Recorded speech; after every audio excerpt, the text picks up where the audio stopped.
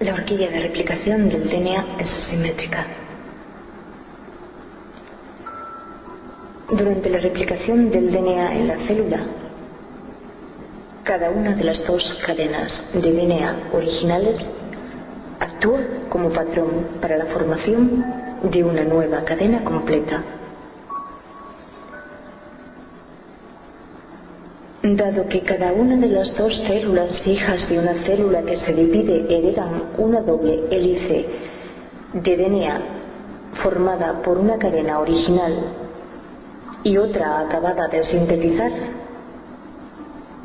se dice que la doble hélice de DNA se replica de manera semiconservativa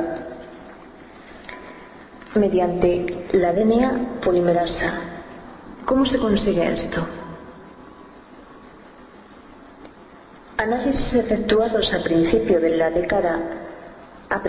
la década de 1960 sobre cromosomas enteros en replicación revelaron la existencia de una región concreta de replicación que se desplaza a lo largo de la doble hélice paterna de DNA.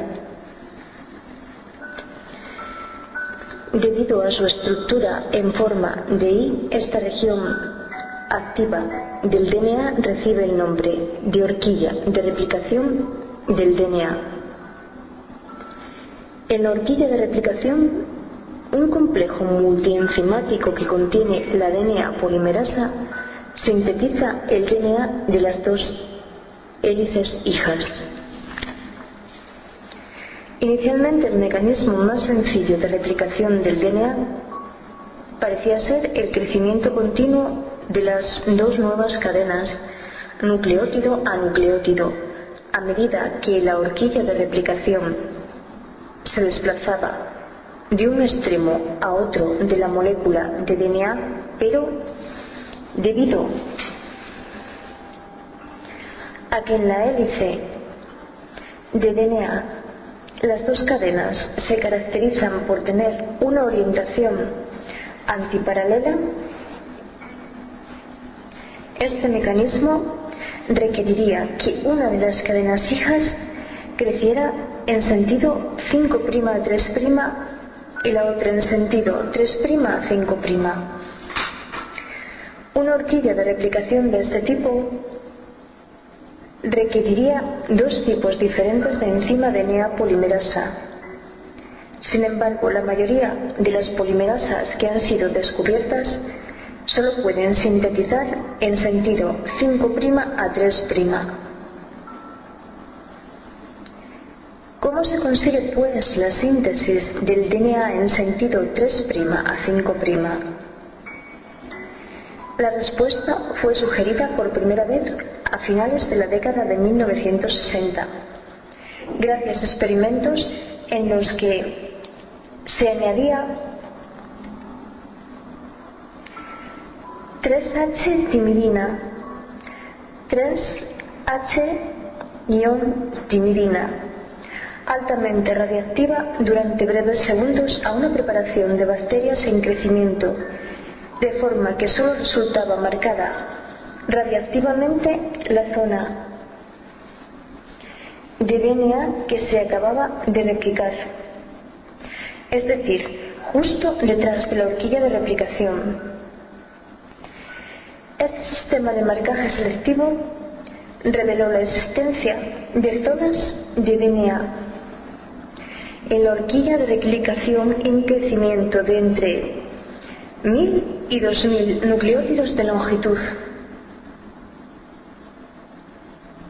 que hoy se conocen con el nombre de fragmentos de Okazaki.